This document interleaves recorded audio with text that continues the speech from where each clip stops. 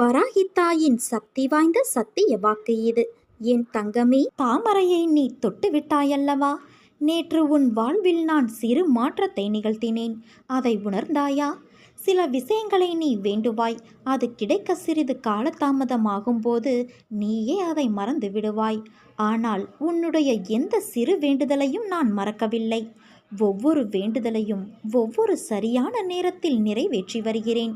இனியும் நிறைவேற்றுவேன். சரியான நேரத்தில் சரியான வேண்டுதல்கள் ஒவ்வொன்றாக நிறைவேறும். நீ எதற்கும் மனம் தளராதே குழந்தையே. எல்லா சந்தர்ப்பங்களிலும் உன்னை அன்போடு அரவணைத்து கொண்டுதான் வருகிறேன். என் பிள்ளை, உனக்கு செய்ய வேண்டியதை தக்க சமயத்தில் நான் நன்கு செய்வேன். சற்று பொறுமையாக இரு. என் மீது நம்பிக்கையாக இருக்கும்போது உனக்கான நியாயத்தை நான் செய்யாமல் போவேனா? நீ இழந்த அனைத்தையும் மீண்டும் பெறுவாய். அதற்கு உன் அன்னையான நான் பொறுப்பு. நீ விரும்புவது காலதாமதமாவது உன்னுடைய கர்ம வினையினால்தான். உன் சந்தோஷத்திற்காக உன் கர்மாக்களை தட்சணையாக நான் எடுத்துக்கொண்டு உனக்கு புண்ணியத்தை உண்டாக்கி கொண்டு இருக்கிறேன். உன் கர்ம வினைகளை விரைந்து முடிக்கவே நானும் போராடி கொண்டு இருக்கிறேன். அதுவரை நீ அமைதியாக இரு. நீ என்னிடம் எதையும் வேண்டினால்தான் நான் செய்வேன் என்று அல்ல. உனக்கு எதை எப்பொழுது எப்படி செய்ய வேண்டும் என்று எனக்கு தெரியும். உன் ஆசைகள் எண்ணங்கள் அனைத்தையும் கூடிய விரைவில் நான் நிறைவேற்றி தருகிறேன். எப்பொழுதும் யாரையும் சார்ந்திருக்காதே குழந்தையே. உன் வாழ்க்கையில் இக்கட்டான நிலையில் எடுக்க வேண்டிய முடிவை நீயே முடிவு செய். உன்னுள் இருக்கும் நான் அதற்கு உதவி புரிவேன். ஆனால் நீயோ உன் மீது அன்பும் அக்கறையும் இல்லாத உன் சுற்றத்தார்கள் சில பேரிடம் சென்று அறிவுரை கேட்கிறாயே.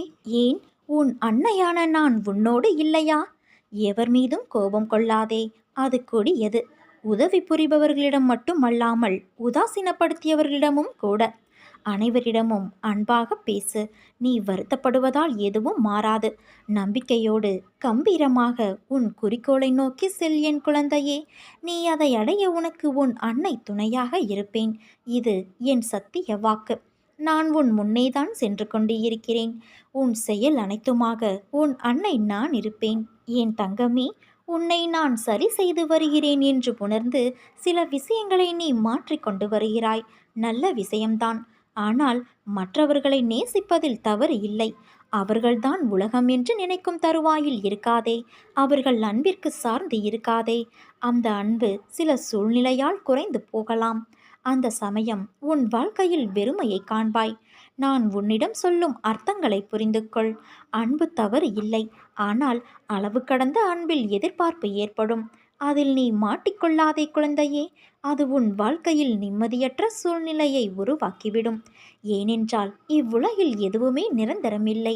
இவ்வுலகில் நீ பிறந்தாய் வாழ்ந்தாய் என்று இருக்காதே. மற்றவர்களின் உணர்வை உன் உணர்வாக மதித்து நட. அந்த அனுபவத்தில்தான் வாழ்க்கையை உன்னால் வாழ முடியும். அதன் பிறகுதான் உண்மையான வாழ்க்கைக்கு அர்த்தத்தை நீ உணர்வாய். இவ்வுலகில் நிரந்தரம் என இருவரை நினைத்துக்கொள்.